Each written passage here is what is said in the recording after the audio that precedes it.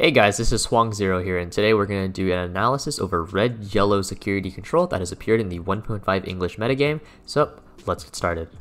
To kick us off in this video, we're actually going to start with a deck list because fundamentally this deck is actually really different compared to a normal Digimon deck where you're going from rookie to mega and you're digivolving through the steps and whatnot. However, in this deck, it's very similar to the Mega Zoo playstyle where you're slamming the cards directly onto the board for extremely high costs in exchange for immediate effects. Now, let's go over the pros and the cons of this deck first of all.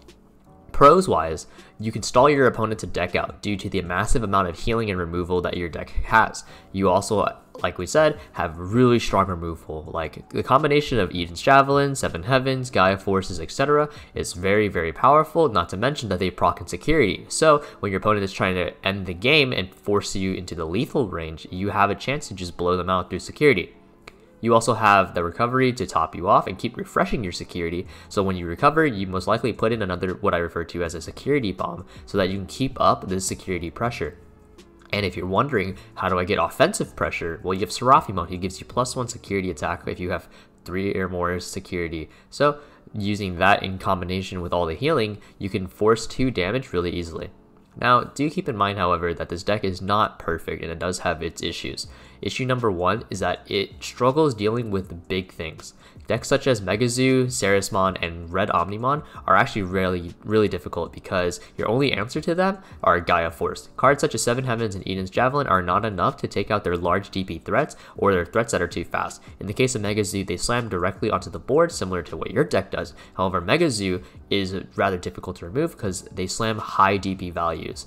Green Sarismon digivolves too fast, and so you are forced to give over a lot of memory as they climb to Sarismon or such relatively quickly and then can rebuild immediately. And Red Omnimon is the same, right, where it has quick evolution via 1 and 2 cost evolutions in the 4 and 5 slots respectively, but also it has removal of its own. So when you slam something down, Omnimon can also slam their own Gaia Force or their Omnimons to remove you.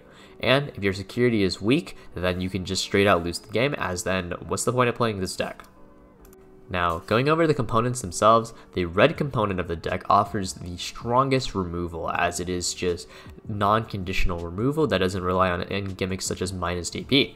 When you are facing decks like Red Omni and Saris Green, you have to rely on your red components more than your yellow components. In general, also, this is what you would like to see in your security the most, as it is just a blank removal.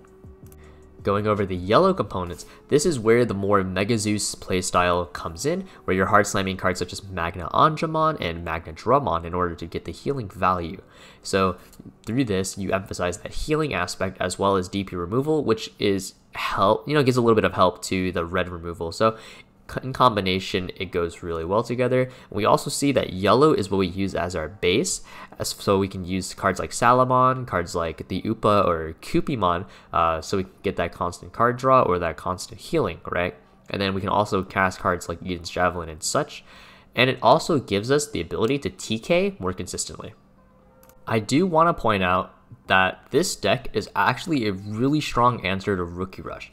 Rookie Rush as a deck relies on cheap costs and being able to field large amounts of bodies due to not having to digivolve, so they have much more emphasis on going wide. But keep in mind that this deck, the Mega Zoo style of deck, they pass over a lot of memory. If Rookie Rush tries to use all of the memory they're given, they're more likely to run out of cards in their hands because they're not cycling for digivolve, right? So everything is essentially a -1 from their hand unless they're using cards such as Upamon and Goremon and Davis to try and refund that cost.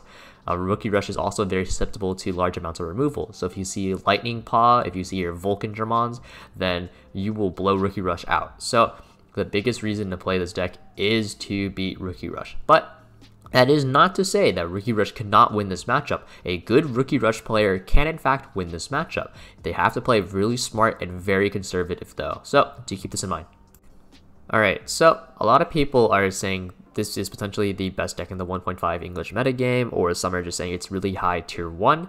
I want to talk about some of the counters that you can apply to beating this deck so that it seems a lot less scary, because in reality, the deck is very similar to Mega Zoo, who also has its own clear defined weaknesses, so we can give some general strategies and whatnot. But the number one general strategy that I would advise is keeping them at 4 security. Now, a lot of their recovery, especially their strongest form of recovery, is tied to having 3 or less security, right? Magnadromon and Salamon as well. So if you keep them at 4, they're unable to resolve that security. And then if you go wide, then you can just lethal them in a single turn without having risk of losing 2 cards such as Gaia Force and such.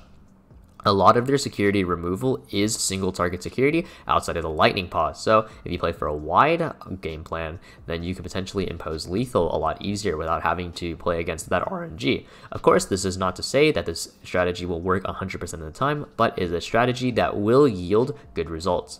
You can also incorporate cards such as War Greymon or Delicate Plan, as it gives you the ability to disable their security. So you disable the core part of that deck.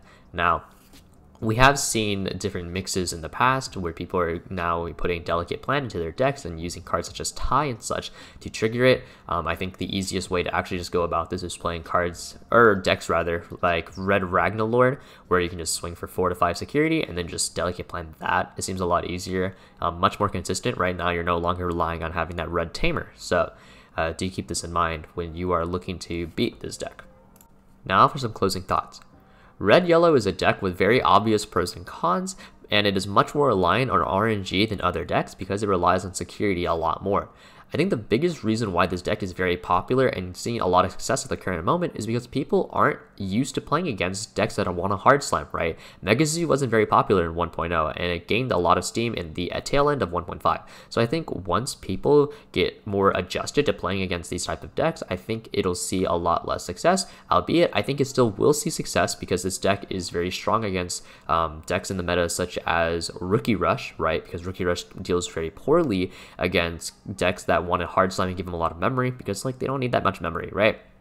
I do want to give a quick shout out to Marky Fresh, one of my friends who helped me make this video and writing the script, and I also want to give a shout out to people like KVN, right, or Kevin. He topped the most recent PPG, and I used his list for inspiration when I was making this video. So thank you guys for watching. If you have any questions or comments or anything like that, please feel free to leave it in the comments. So thanks.